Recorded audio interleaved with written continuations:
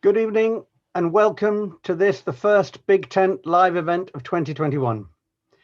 My name is Wes Williams, I'm Director of Torch, and I'm delighted to welcome you back if you're a regular, and for the first time if you're a newcomer, to join us in the Big Tent tonight. Big Tent Live Events is our live online event series from the University of Oxford, brought to you as part of the Humanities Cultural Programme, one of the founding stones for the Stephen A. Schwarzman Centre for the Humanities that's coming up in Oxford in the next few years. We're bringing you this event programme online while we're all keeping our distance and hoping that you're safe and well during this yet another lockdown. If you'd like to put forward any questions to our speakers during the event tonight, please do pop them in the chat section of the YouTube bit below, and we'll encourage you to submit these as early as you can or as early as you like. And then I will pick them up towards the end of the discussion and feed them back through at the Q&A in the last 10-15 minutes of our discussion tonight. Now, on to the guests tonight. We are delighted to welcome three speakers this evening. Firstly, we welcome our current visiting fellow, Katie Mitchell, back for her third time in the Big Tent. And joining Katie tonight is Professor Fiona Stafford and Dr. Catherine Love. Hopefully they're all appearing on screen soon. Katie Mitchell's work is well known to audiences across the globe in a career spanning 30 years and more. She's directed over 100 productions, including text-based theatre, opera, installations, multimedia work, and has become renowned for bold and innovative productions all over the world. Working with classic texts as well as contemporary writers, Katie has collaborated with the Royal Opera House, the National Theatre, the RSC, the Royal Court, the Schaubühne in Berlin, and a range of other theatres across Europe, and indeed in New York and beyond. Always producing work that provokes, sometimes annoys, and always inspires. Professor Fiona Stafford is a Fellow of the British Academy and a Fellow of the Royal Society of Edinburgh, and also works here at Oxford. She works on the literature of the Romantic period and on contemporary poetry. Her research interests include the late 18th century, early 19th century culture, Irish and Scottish literature, archipelagic literature and art, place and nature writing, old and new. She's here today because she also thinks very hard and amazingly interestingly about trees, flowers, and their cultural history. Environmental Humanities is one of the programs we run at Torch, and Fiona's one of the leading lights in that program. Her most recent book is The Brief Life of Flowers, 2018, and like her acclaimed book, The Long, Long Life of Trees, it draws on first-hand observation, literature, art, folklore, mythology, cultural history, natural science, botany, history of medicine, all filtered through a kind of textual lens, as well as a strong visual understanding of trees. Her latest project, The Dim Lit Hours, is a play based on her essay Homefront and inspired by a family wartime diary. It was performed at the Edinburgh Fringe Festival and was about to go on tour until we went into lockdown. But welcome, Fiona. And last but no means least, Dr. Catherine Love is a theatre critic and an academic. She regularly reviews theatre for The Guardian and has also written for publications including The Stage, Exeunt, What's on Stage, and Time Out. Her academic research primarily focuses on contemporary British theatre making, dramaturgy, and eco-theatre. Her recent publications including a book chapter on the work of theatre maker Michael Pinchbeck and a journal article on Katie Mitchell's eco-theatre. So Katie's going to be subject to criticism here live in front of us. She is currently working on a book entitled Text and Performance in British Theatre Practice Theatre History, as well as developing a new strand of research on eco-dramaturgy in contemporary British theatre. Welcome, Catherine. And I think I forgot to say welcome, Katie. Sorry. To begin this evening's discussion, we thought it might be helpful to introduce the three areas that we'll be discussing throughout the event. In other words, the Anthropocene, eco-criticism, and eco-dramaturgy. And bravely, each of us three, myself, Fiona, and Catherine, have taken on the task of just giving a really brief introduction to each of those. So we have a kind of lexicon of words and ideas to work with, which will then take into the discussion more focused on not only Katie's theatre, but the question of how does all this translate into theatrical practice and more broadly kind of thinking with theatre, if you like. So I've got to start things off with the Anthropocene. It's a term that people might be familiar with, and actually this week it's slightly more poignant than it might have been. We organized this session a while ago, but the person who's credited with having generated this term, the atmospheric chemist and Nobel laureate Paul Crutzen, died just a week ago. And he first popularized the term at the turn of the millennium in the year 2000. It's a term that has generated both despair and also political engagement and hope. I thought I'd just say three quick things about it. One's kind of to do with the what is it, another one is to do with the when is it, and the third is a kind of why is it. So to get to the what is it, we might do a little bit of word history. I'm a linguist after all, as well as a cultural historian. Anthropos means human. So the Anthropocene has to do with thinking about things or thinking with our place as humans on the planet. If you compare it to, say, the Pleistocene, not Plasticine, but the Pleistocene, or other geological eras, it's a geological term, a way of thinking about long Earth time. Why the Anthropocene? Well, because the scene in it means recent, and it has to do with time. And the argument is that we are now living in the Anthropocene. In other words, a time during which the Earth itself, the planet, has been radically altered by the presence of the humans as a species. In other words, the Anthropocene allows us to think about ourselves as a species, first of all, and therefore part of nature, but also to reflect on the effect that humans as a species, the disproportionate effect, if you like, that humans as a species have had on the planet, causing mass extinctions of other plant and animal species, having polluted the oceans, having changed the waters, altered the atmosphere, and other kind of lasting impacts. In other words, the Anthropocene, to say that we're in the Anthropocene, says we're now in a world that is radically different because of our presence. When? So when did the Anthropocene start? There's a kind of argument about this. Crutzen himself suggested the Industrial Revolution in the 1800s. Others say, no, it's the atomic age in the 1950s. In a way, these are very Western science-y arguments. And you might, I'm generally an early modernist, so I live in the 16th century for most of the time. And you might argue that the 16th century is a good moment to say that this is when it all started because of the so-called discovery of the Americas. And all this led to massive logging to build all the new ships, mining, and you have the beginnings of extractive colonization at that moment. And therefore, not only does that lead to kind of plantation extractive colonization, but you've also radically altered a relationship to land in Africa. And so an understanding of land, water, other creatures, other beings has radically changed through the impact of colonization at a kind of global scale. But you could argue, and this is my last point, the what and the when, that actually to start arguing about when all this happened or when it started is to miss the point. And that actually why the Anthropocene is a useful concept or a tool to think with is that it challenges us to think precisely about time and about our relationship to time. And if scene means recent, and the Anthropocene is therefore recently human, the world has become sort of more recently affected by humans. What the Anthropocene also challenges us to think about is other so anthropomorphic, anthropocentric approaches to the nature, to planet, to the world, and eco-criticism, eco-dramaturgy, so I'll hand the torch over in a minute, are other ways precisely of kind of focalizing Anthropocene thought in ways to try and challenge this notion that we are necessarily anthropocentric.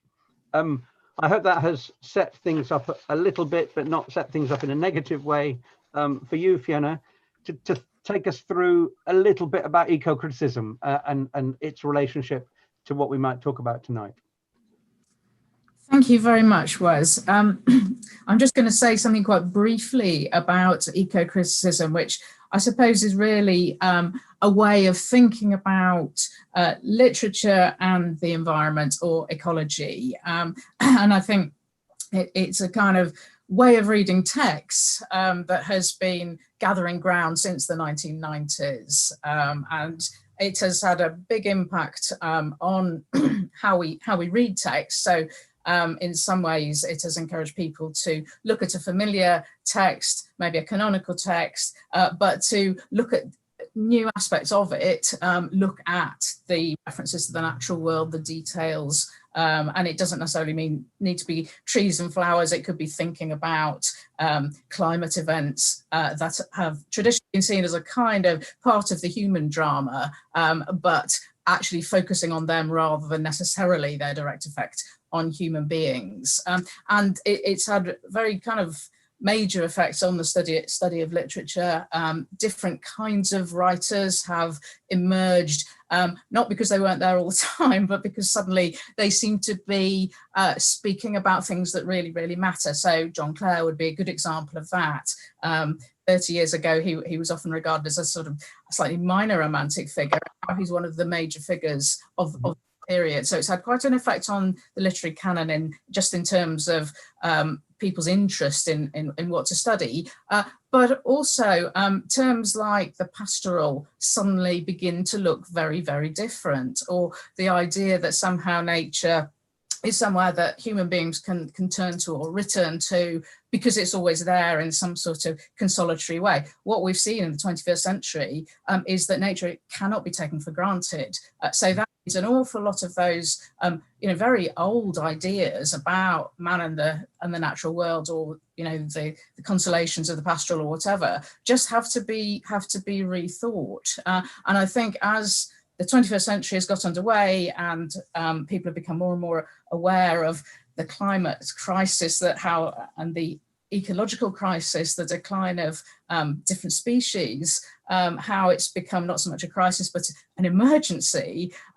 This has given certain texts and approaches to text a kind of urgency, so far from seeming a retreat from politics, suddenly it's completely flipped over, and being concerned about the natural world has a real kind of political edge. And that actually means rethinking quite a lot of our assumptions about all kinds of different texts. And another aspect of this, just very briefly, I wanted to mention the explosion of what's often called new nature writing, which you'll see in any bookshop. Not that we can go into bookshops anymore, but when we can, there are always tables of new nature writing, and it's very interesting, I think, to move out of the academic world and not just think about academic criticism or ecological theory, though that's very interesting, but also to look at practitioners and the way their observations of the world are obviously really interesting to so many people. And one of the sort of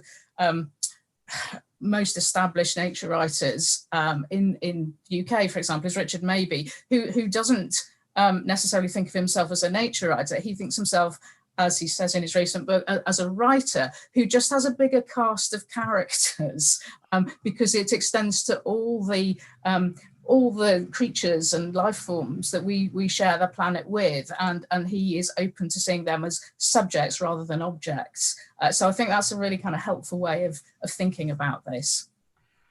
Thank you so much, Fiona. The third, so far we've thought about the Anthropocene, we've thought about eco-criticism and ecological criticism and beyond the academy nature writing.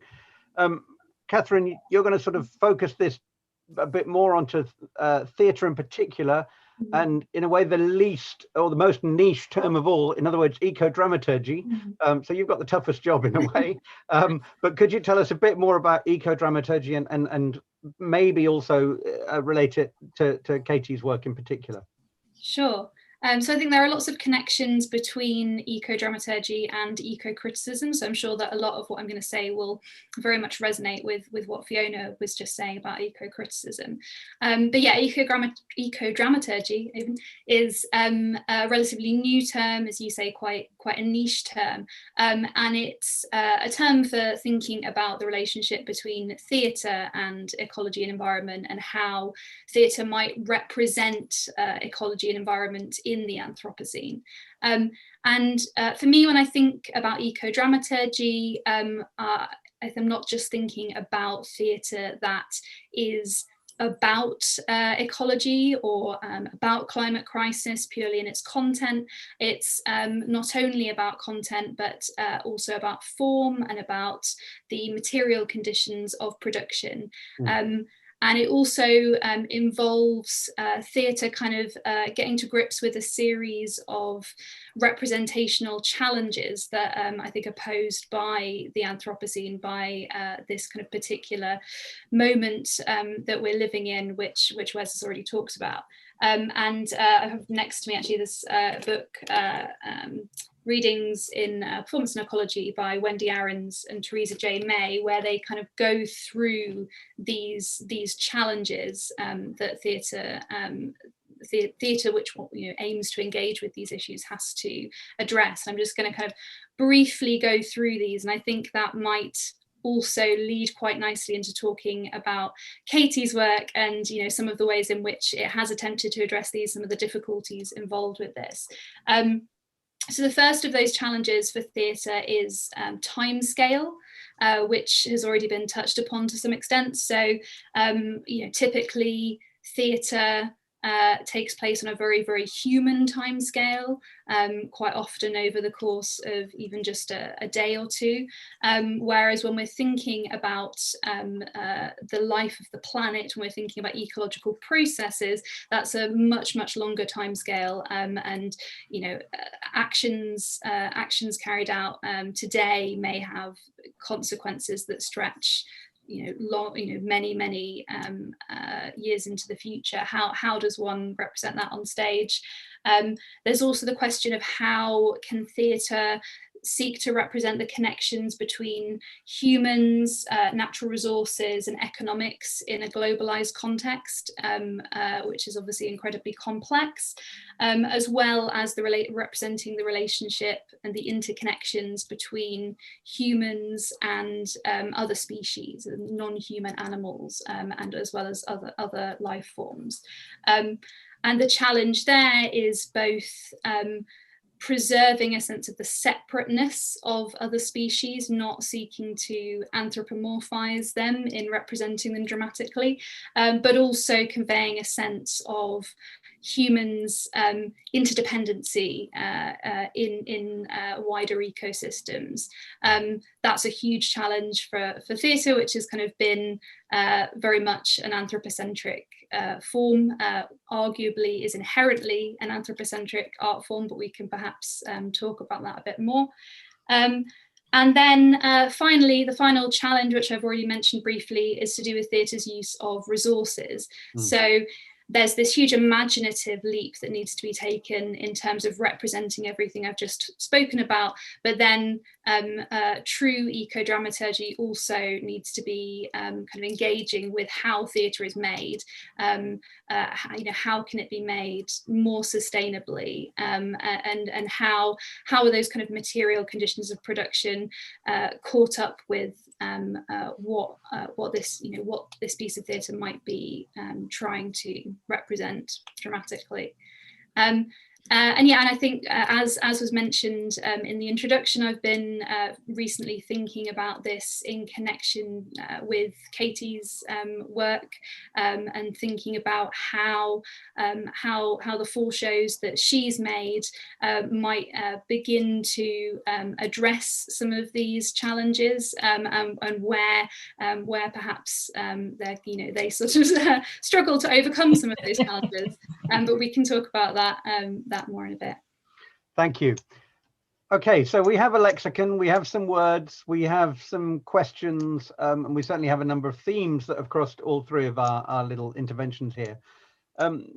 Katie, we've also, again, hopefully not negatively set you up, in the sense of you've actually engaged with this stuff very consciously with some of your theatrical work over the last little while. Could you start us off by talking a bit about those that work, maybe why you've, the sort of the what, when, and the why as well. In other words, why have you done this? What have you done? And kind of, first of all, look backwards a bit about what you've done so far in this area. Okay, so thanks, Wes, and thanks also Catherine and Fiona for a fantastic sort of clarity on eco-criticism and eco-dramaturgy. I wrote it all down, it was so great. So in 2011, I met a scientist called Stephen Emmett, and he ran a laboratory in Cambridge where he did a lot of modelling on the issues around the climate. and he told me what was happening. When I was first introduced to him, it's because the National Theatre wanted there to be some relationship between the arts and science. And so we were sort of thrown together because we were both, Stephen and myself, interested in digging into some sort of relationship between the two fields. But when we sat down and talked about it, it became clear that there was only one subject, which was the environmental catastrophe and all of the issues surrounding it. And he was a very, very passionate and persuasive person. And so I did absolutely believe him. And I think I use the word belief thoughtfully, in as much as I think there is a sense in which you have the facts are there, but it's your relationship to the facts, which is the thing that really needs sort of looking at. So I chose to have a believing relationship to the facts. And we began a process of trying to make a theatre performance about it. We did a lot of R&D, which led to a lot of really awful plays, which we didn't present, we just workshopped. For example, there would be, how do we show the future? Well, we imagined people in little boats policing the edges of the British Islands, you know, things like really, really wretched, awful dramas. And they were, as everyone's, you know, talking, quite anthropocentric. So I felt in the end that we couldn't find any theatrical representations that were authentic or talk to the complexity of the issues. So in the end, I suddenly thought, actually, why don't we just put Stephen on stage, and why don't we use our skills as theatre people to translate some of the complex science into layman's terms and order it in such a way that it would be conceivable. So we made a show which was called 10 Billion, with Stephen at the Royal Court, working with Lindsay Turner as the dramaturg. And that model of working with the scientist, we then continued a few years later in 2014 with Dr. Chris Rapley, and we made a show called 2071, where we tried to communicate what was happening based upon sharing with the audience how the scientists measure things in order to get their data. So that was the second show. And then in between the two shows, I did a play by Duncan Macmillan called Lungs, which is about a young man and woman working out whether to have a baby or not in the light of the environmental catastrophe, and deciding finally that they would. With that piece, we pushed how the form, as Catherine was talking about, we pushed the form a little bit further, and we got both of the performers to be on bicycles, stationary bicycles, powering their own electricity to light their faces. And then we had 4 as they acted the show. And then we had 4 other stationary cyclists who powered a population counter, which showed how many children were born globally during the show. And so this became a sort of really interesting, the idea of the form of the actor having to generate their own lighting whilst also doing the acting, whilst this population counter was also running, was a way to try and look at different types of time, both the sort of human time, but also slightly bigger idea of time with the population counter, so more thinking about the planet. And then the final piece that I made was Samuel Beckett's Happy Days, which traditionally is set inside a woman who is encased up to her waist in earth after a sort of unspecified apocalypse, who continues talking and behaving as if nothing had happened. It's a very, very interesting piece about denial. So with this, we did this in Germany, and we decided to use water and not earth in order to draw the play into a conversation with our fears of the environmental catastrophe, particularly in terms of water, increase of water in the planet. So that was the third iteration. So 2 shows with scientists, 1 show where we looked at the means of production of electricity whilst doing a show, and then the final show where we took an old classic and flooded it. But I know Catherine's got a lot to say about where I succeeded and where I failed, and which I really appreciate moving forward. It's been really useful to read your critiques. Great. Well, Catherine, do you want to offer some of that critique now? And we'll sort of see where we go with it. I guess before you do, I think it is worth just underlining, if I may, just kind of two things that Katie's said already, which is picks up on actually what you were saying about eco-dramaturgy in other words earlier. In other words, it's not just about the content, it's also about the form. And I'm really interested in the story you just told there, Katie, of you try and write a play and you realize this is rubbish. If we just do a disaster movie or a kind of police state version of some dystopian future version, that's not what you want to do, because it's not properly representing the kind of relationship to time or the relationship to information, or producing the kind of relationship of belief to the facts that you wanted. So it seems to me that the kind of, you've set out here 4 different things. So 2 which are lectures, as it were, dramatized lectures. They're not just that, but they're also dramatized lectures. And then another one that's kind of a new play, but with a different kind of method to it. And as you said, the last one is a kind of flooding a classic.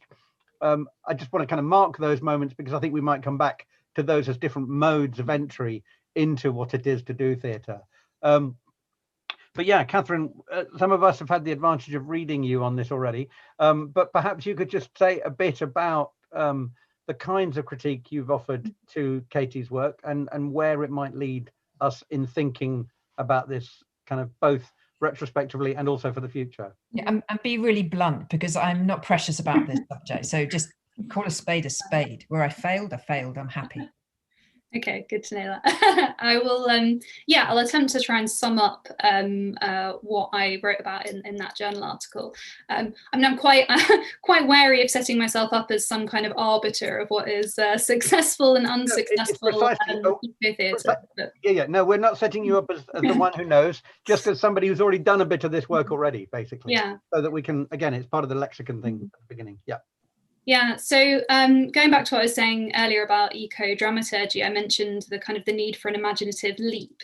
And I think my feeling personally is that if theatre has anything to bring to the discourse around climate and ecological crisis, it is that imaginative shift that is required. And it was really interesting hearing you, Katie, talking about a believing relationship to the facts and what it really means to have a believing relationship to the facts. Because I think that is a big part of it. That's not belief simply in terms of, you know, do you think the facts are true or not, but also what does it mean to really fully believe in and accept what that means for the planet and our place on it. So I think that perhaps one of the things that theatre might be able to do is help this kind of imaginative shift in terms of how we conceptualize ourselves in relation to other species, in relation to the processes, in relation to planetary processes, but also in relation to the Anthropocene. So I think one of my sort of criticisms of the lecture pieces was that actually the issue is not so much being informed about the facts, it's about our relationship to those facts, and then how we might kind of reimagine our way of living and being, and how theatre might have a role in that.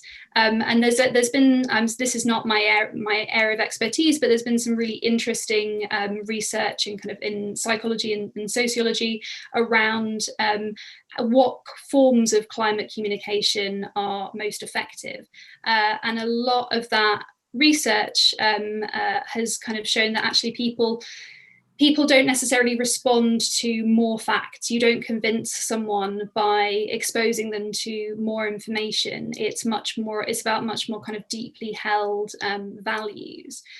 So one of my concerns about a kind of fact-based or kind of lecture style approach to theatre on these issues is that I don't feel that's maybe where theatre can make the most powerful contribution, and that actually we now live in a world where there is so much information out there about climate change, about ecological breakdown.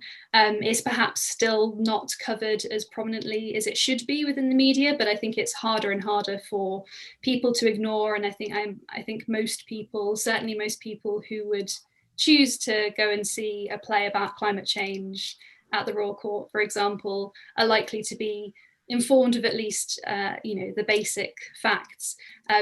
So my kind of my intervention is about where can theatre bring its kind of distinct contribution to this dialogue.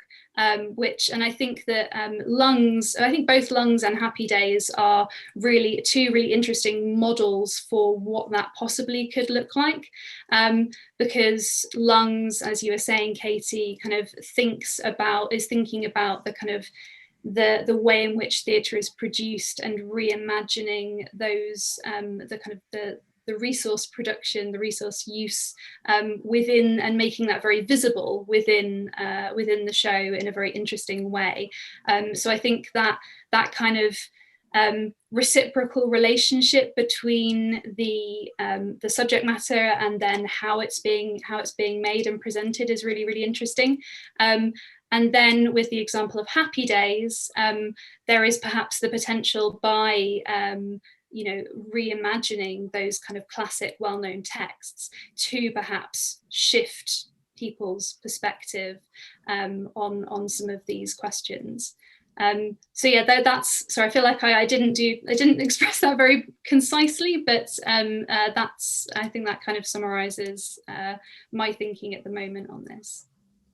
Thank you. I'll give Katie the chance to, as it were, respond, although we're not in a kind of ping pong game here, but I want to pick up on the last of those suggestions, partly to bring Fiona into the discussion around kind of flooding Beckett, and or the idea that there are one of the things that Catherine's suggesting is that in a sense we should work with the resources of what theatre already is, if you like, as a way of engaging people, as a way of telling stories. I'll come back to the question of the lecture in a minute, but it seems to me that part of what you're saying is, look, theatre already does a range of really interesting things in terms of communicating with people, engaging people, producing a sort of affect, and that maybe working within those forms and remaking those forms from within is a more kind of successful or more powerful rhetorical device, at least. Fiona, am I making sense here? Is this something that you've thought about in relation to eco-criticism and more broadly the theatre? Yeah, I've certainly kind of worried quite a lot about the way the climate crisis is presented, because very often it does seem to fill people with despair, or make them just sort of deny it because it's too difficult, it's too big. And actually, I think sometimes something smaller scale that affects people and they can relate to, and that offers some sort of hope is actually helpful. So I think it would be quite, I think it might be worth exploring whether ecological theatre has to be tragic or apocalyptic or dystopian, and whether actually comedy has some place. And I don't mean that in terms of loads of jokes necessarily, but in the traditional sense of feeling kind of a little bit more hopeful by the end, because that's one of the things I found with talking to people about trees. Oh, you've frozen, darn it. Okay, Fiona's frozen, so perhaps we can pick up on the end of that and hope that she'll make her way back in again. Katie, can we go to the whole question is, does it have to be grim? Does it have to be, because of course, one of the things that people complained about with 10 billion was that there wasn't enough hope at the end of it.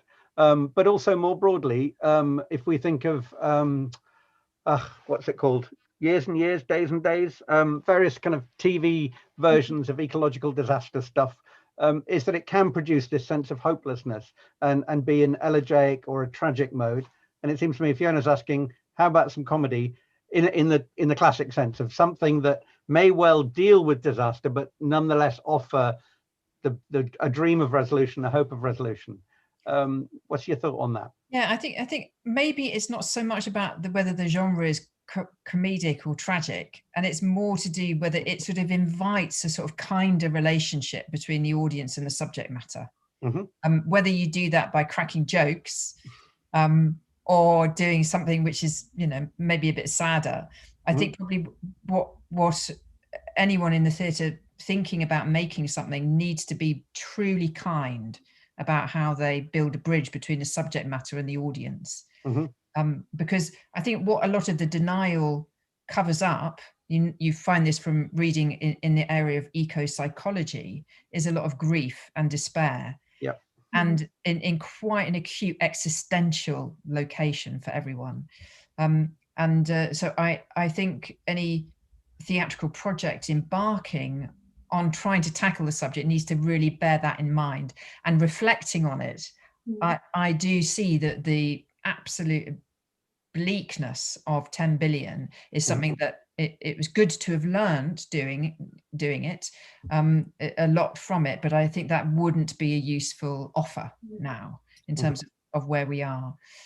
I was actually toying with a show which had some humor in it, which was about two theatre practitioners sitting there with their bicycles and their rucksacks and a 100-watt bulb, working out what the heck they could make with just those components. And of course, very quickly it became quite funny. But I don't think I'll end up making that show, because comedy is not my speciality. But I think it's really a really lovely point to make. Maybe a lighter touch, maybe more helpful. I think there's also, sorry if you don't mind me jumping in there. I think there's also something really interesting around hope and what we mean by hope, and that kind of balance between hope and despair. And I'm a big fan of how Rebecca Solnit writes about hope in her fantastic book Hope in the Dark, where she talks about hope as being something active. It's not a belief that everything's going to just turn out okay, but it's what kind of allows you to be an activist, to take action. So I think that it's a really, really tricky balance, but I think that sort of notion of an active hope is kind of helpful in thinking about this as well. But Fiona's back. I was going to say we were actively hoping that Fiona might come back, and here she is. So here I am. Trees. You were just talking about trees. Yes, I was just talking about things that people feel they can do positively and collectively to combat some of the crisis, including rising water and things, because trees can suck it up and do a great deal for flood defences and this kind of thing. So now obviously those are kind of ecological projects outside the theatre, but just thinking in terms of different reactions to a disaster. I think you see that in The Tempest. When they arrive on the island, they react very differently. And although everybody sort of is slightly mocking of a more kind of positive outlook, it's quite attractive to some members of the audience. And I think Catherine's point about how something that's billed as a climate theatre will appeal to people who are already concerned about climate, but not necessarily to everybody else, is quite an important one. So taking these, thank you, Fiona. Taking these thoughts into your future practice, then, Katie, tell us a bit more about what's coming up and where some of this might conceivably go. Yes, so there are 4 projects coming up, like there have been 4 in the past. There are 4 now coming up. And the first is a project with a composer called Laura Bowler for the London Sinfonietta. And it's a piece with the orchestra and 1 singer. And it takes the audience through the stages of receiving the information, disavowing it, absorbing it, accepting it, grieving, through to action. So it's using music very much to sort of look at the sort of issues of eco-psychology. So that's the first project. The second project is with the Schaubühne Theater in Berlin. And for that, we're looking at the death of a climate scientist as a trigger to explore the relationship between climate science and a whole series of other sectors like the oil industry and stuff like that, and think tanks. So we're trying to do a sort of more political model, which I think you were maybe encouraging a bit earlier. And that's with the playwright Chris Bush. And that will be a very shattered form. So it won't be a linear narrative. It'll just be a series of sort of scenes that sometimes they change, the characters change, they fast forward, they jump around a lot in time. So we're looking at a sort of a very different radical form for trying to capture the complexity of the story. And then the third project is with the Vidi Theatre in Lausanne. And that's a touring, international touring production where no one and nothing moves between any of the touring venues. So with that, we'll be looking to be strictly eco-dramaturgical with our content and our form, and also our means of production. And I will rehearse this piece from London via Zoom with local Swiss actors.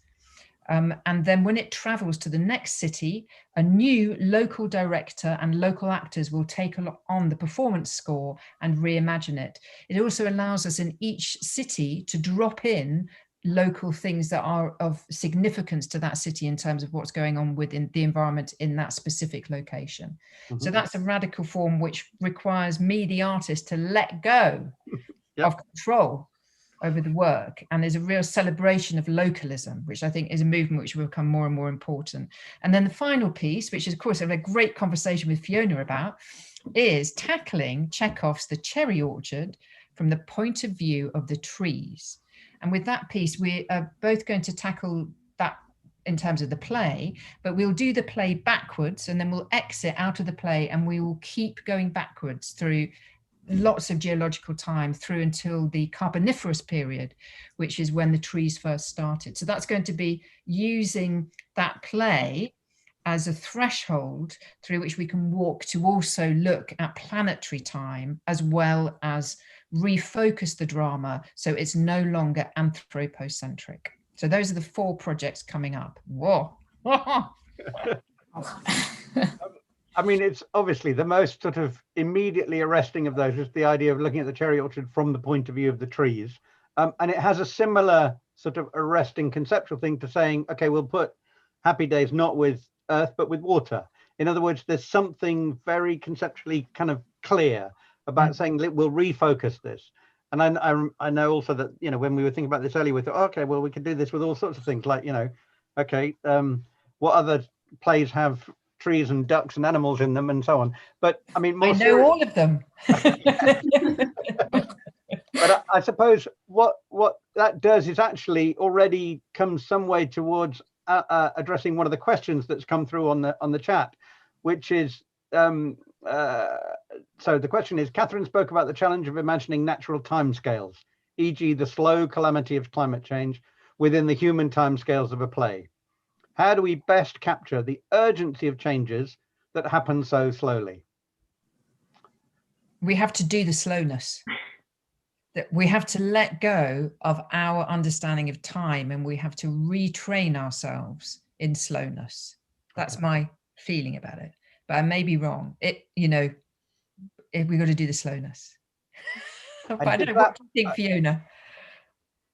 Yeah, well, I was just thinking with your kind of reconception of the cherry orchard, which I think is absolutely brilliant. And one of the things I really like about it is the idea that the trees are important in themselves and they don't have to be a symbol of society or, you know, aristocracy, whatever it might be that they're a symbol of, but they are actually beings in themselves and important with a sort of very long and interesting history. I mean, it may be slow moving, but it doesn't matter. And in a way, if you're starting off with their execution effectively, if we're thinking from the tree's point of view, that's a pretty dramatic start, isn't it? Good, isn't it? People will be quite relieved if it's slow moving after that. Yeah, it's good. Yeah. But what does, I mean, I can see, you know, we can think about this in all sorts of different ways. If we have to think about, or we have to experience time differently, what does that mean? You're going to lock people in the theatre for 4 days? No. I mean, what? No, okay, obviously not. But what is it? How do you actually practically? I mean, we're going back to kind of theatre practice here. How does that translate into theatre practice? Well, just in terms of that project, you will spend more minutes in the theatre with the trees than with the human beings. So there would be a very strict ratio of about 80 trees, 20 human beings, and then as we go back through time, less and less human beings, because after the Neanderthals, which will feature in the production, there won't be any of them. Maybe there's a couple of dinosaurs.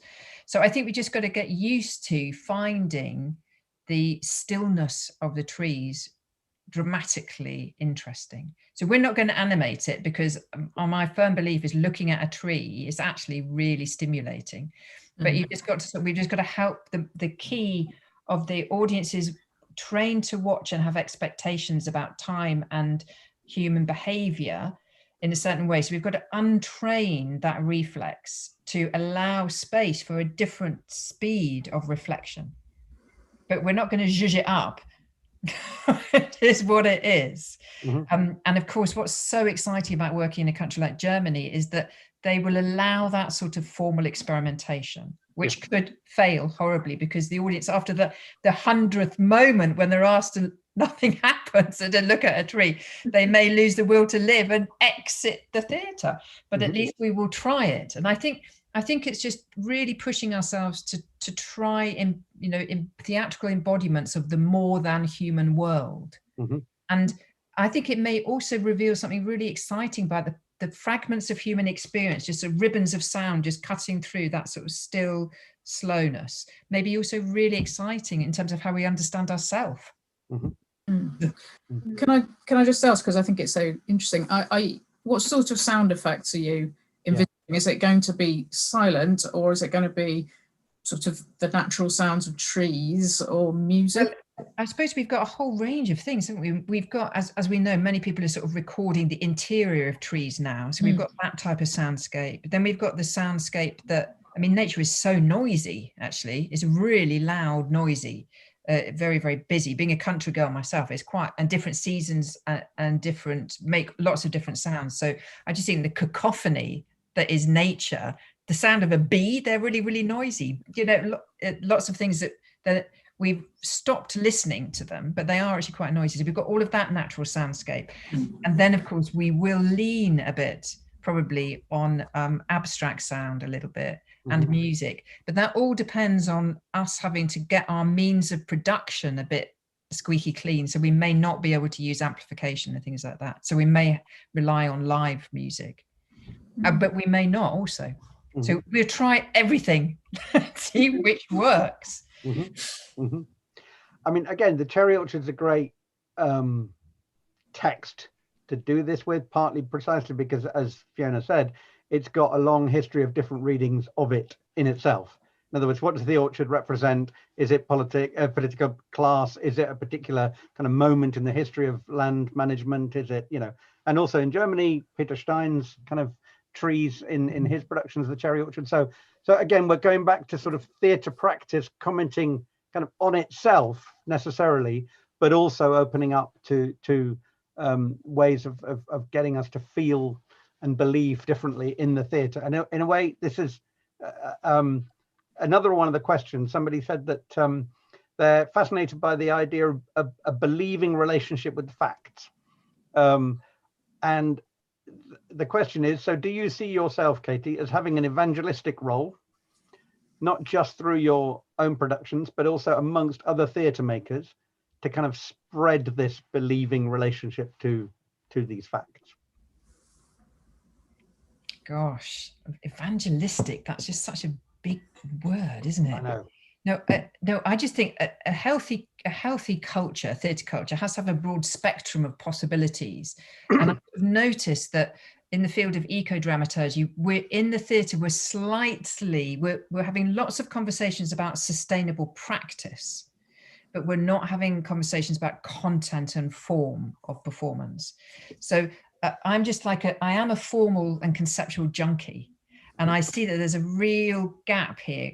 So I'm really pushing some energy into it, just to open some doors, to have a conversation with people in my sector about different ways of telling stories, about ourselves and about the bigger environment that we live in.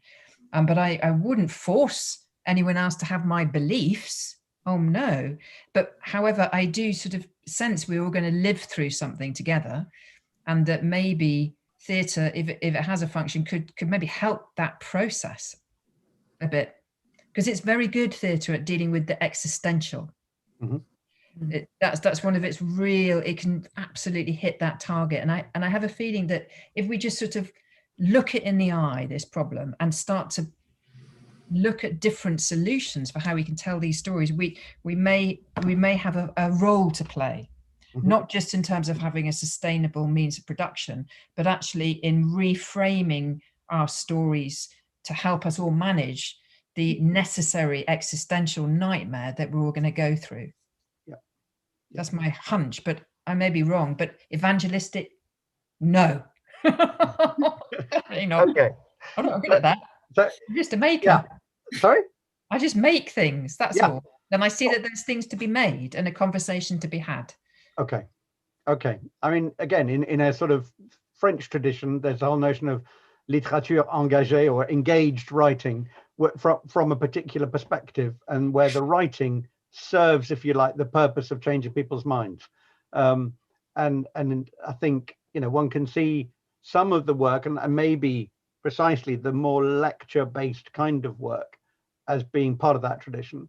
And I mean, to go back to the lecture form, I think I wouldn't want to diss or get rid of the lecture form altogether, because I think quite a lot of interesting eco-theatre, Bruno Latour and various other people have been doing plays which work with the lecture as a form. And I think there's something that is useful, so long as you mess it up in some way. And of course, you messed it up in all sorts of interesting ways. So I think I'd want to hold out a candle for the lecture as a mode of theatre, as well as necessarily just, telling your psychology stories or telling your kind of disaster stories or even comedies. I think that one of the things this movement can produce is a way in which a lecture can be in itself an interesting form of theatre. But that's, who am I telling? You've done it twice, and I think you might yet do it again, or who knows. And but it's part of it's a form that's happening certainly in France and in Germany, where lectures themselves are becoming part of a kind of theatricalized space around this question. Another question then here, which is, and it goes to your sort of, can we use amplified sound or not? Somebody says, Kate, question for Katie, but also for Catherine and Fiona. Okay. Have you considered or looked into immersive theatre in order to engage audiences and questions around the Anthropocene? I don't know. I mean, there's lots of ways of interpreting this term, immersive theatre. Participatory and or immersive theatre. Go, Catherine. Anyone? Catherine, off you go. I mean, there's, as you say, there's a whole question of what do we mean by immersive theatre. I mean, I would suggest that what Katie has described in terms of your plans for that version of the Cherry Orchard sounds very immersive in lots of ways. I have to be perfectly honest, it's not something I've thought about a great deal, and I'm not aware of a great deal of existing sort of immersive interactive theatre that deals with this. One example that I am aware of, I didn't see, but I think sounds really interesting, is a show called, I think it's called Third Ring Out. I might have got that wrong, which was kind of the idea of that was that it was a kind of a rehearsal for climate catastrophe, and it was all about how how audience members kind of respond to a kind of a local environmental crisis, and the idea that it's that by taking part in this performance you are kind of rehearsing for that possible future. And that's one way of kind of shifting perspective on it. As I say, I didn't have the opportunity to take part in that, so I can only comment on it having read about it. But I think that is quite an interesting model in terms of just another form of imaginative engagement. And I think there's room for all sorts of different stories and forms of storytelling around these issues. Fiona, you've thought about this a bit, I think, have you? Well, what it makes me think is about the participatory aspect of theatre, and kind of there not being necessarily a division between the audience and the stage, because when it comes to climate and ecology, we're all affected. It is, you know, it's very interesting on a local scale. It's a global thing, and it's very hard to get your head around the global. So I can see there is potential for thinking about that, and how it isn't just you're not going to the theatre and watching something being enacted, but actually you're part of it. We're all part of it. But how that would actually kind of play out, or what kind of theatrical events or performances would be best suited to that, I'd have to give a lot more thought to, and Katie probably much better at thinking about. No, not it's immersive theatre. Important. My sorry. Well, I mean, I think that's so immersive can be kind of participatory. In other words, everybody's involved in the making of it in some way, in a sort of 784 or Punch Drunk, or, you know, there's all sorts of different groups that do that kind of theatre. I suppose another way of thinking about immersive theatre is much more sort of technologically immersive. In other words, using the two new technologies of, let's say, binaural sound or of digital space, and stick people in a space whereby, again, you might actually take somebody to a point where they are so desensitized to their normal phenomenological state of being in a space that they might be able to start to feel what it is to be a tree. Your carbon footprint is awful. I know. No, that was, yeah. That's I don't know. Yeah. So Simon McBurney's piece a while back, which was used all binaural sound and was a solo show with, I worried precisely about that. In other words, there was a kind of fantasy of a return to nature and a closeness to all the sounds that you had in nature, but the piece itself was hugely reliant on the technology that it was decrying, or that it was saying was bad for us. And so I think that's okay if it declares itself, because it's like Catherine said earlier, said there's a lot of things that theatre does already that could really bring to the party here. Yeah. But if you're going to be doing that, you probably need to declare that. And I think that's what Catherine taught me in her critiques of my shows, is that I wasn't watertight on the means of production. Yeah. And that's, you know, either I choose to be, and so the means of production, the form and the content are all intellectually watertight from an eco-dramaturgy point of view, or I declare that I'm not going to be. But I think that's probably the difference. Yeah. But and I think just on this subject, I think art can have an effect on people, can't it? So it may be that sometimes some use of resources is justified by the impact it's having. That slightly controversial position, but I do think art has a huge role to play in the environmental crisis, just by waking people up, not necessarily frightening them, but sometimes opening them to a sort of sense of wonder. You know, if going to see Catherine's production of The Cherry Orchard makes people think, oh my goodness, trees are amazing, I've never really seen them. You know, that is a hugely valuable thing that theatre can do.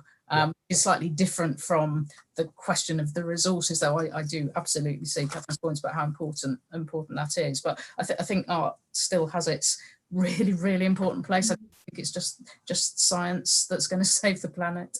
Yeah, no, I think it's very important. And I was reflecting a lot on Rachel Carson recently, because she wrote obviously Silent Spring, which was the book that she wrote against the pesticides and actually sort of stopped their use globally. But the thing about Rachel Carson, she's an oceanographer, and actually the definitive book from that writer is The Sea Around Us.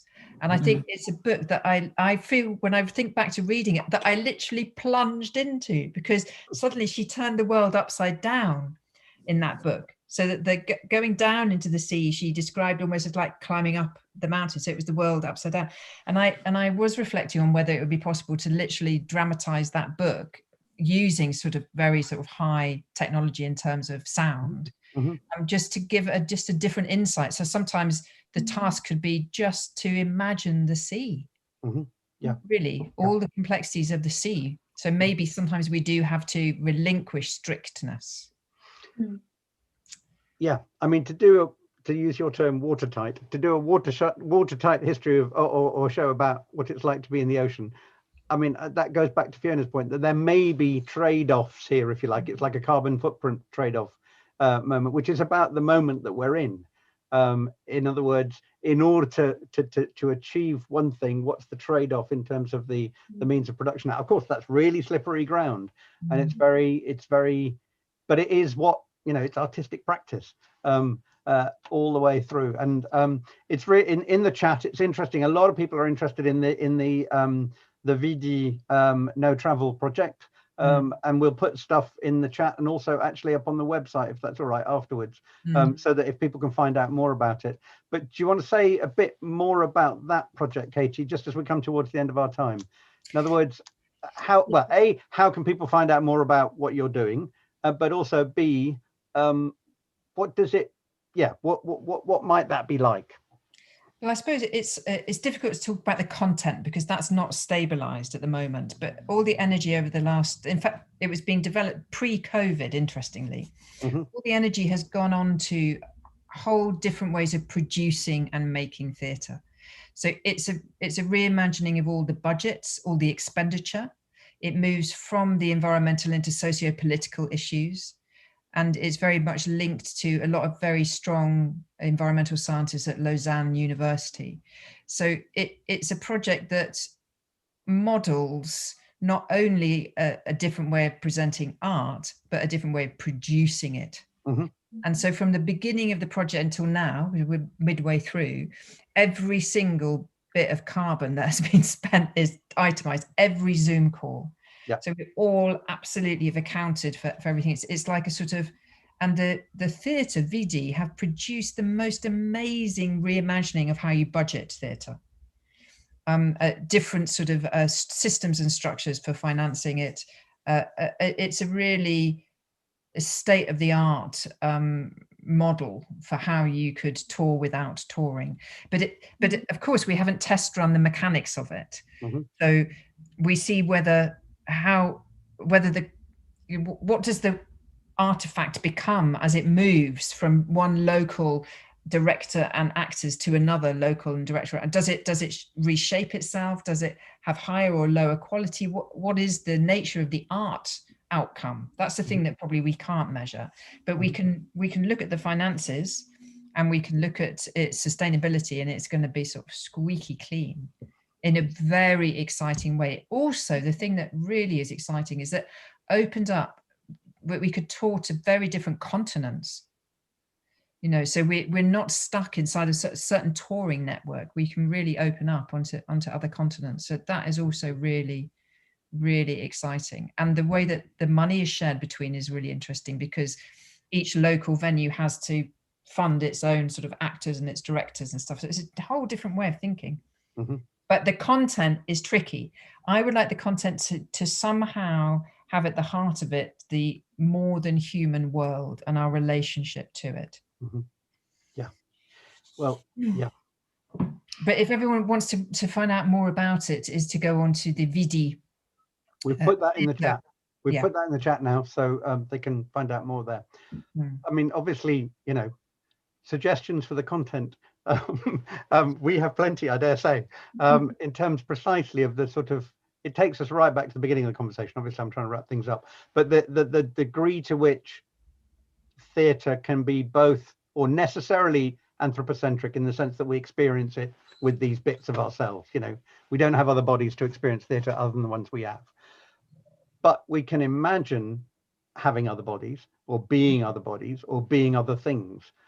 So the sort of anthropomorphic, the process of becoming something else, might be one way of thinking about that. And of course, theatre stories are full of that. We were talking earlier about, As You Like It and Metamorphosis. And I dare say people watching and listening might have their own notion of, if not the cherry orchard from the point of view of the trees, what other stories might you precisely reimagine as kind of in that way?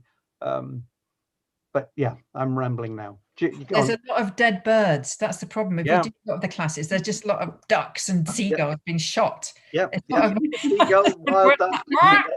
Yeah. Very short play. But then you could do a collection. You could say it'd be great. You could do lots of Chekhov and Ibsen 19th century plays really fast. Yeah. Yep. One of the most lovely things that I found out doing the research, I don't know if you know this, Fiona and Catherine, is that I went to look at the Belgian writer called Metterlink, because he wrote something called The Blue Bird. So he was and then I discovered that actually he had written lots of books. He wrote The Story of the Ant, and he'd written fantastic books about flowers. Really, really amazing. So I thought that was very, very beautiful. Sometimes actually there've already been closet environmentalists in our field and we haven't noticed them. You know? Yeah. Well, then you can go all the way back to Aristophanes with his frog plays and ant plays and all the rest of it. And then you have some comedies. Then you got some comedies instead of all the miserable stuff.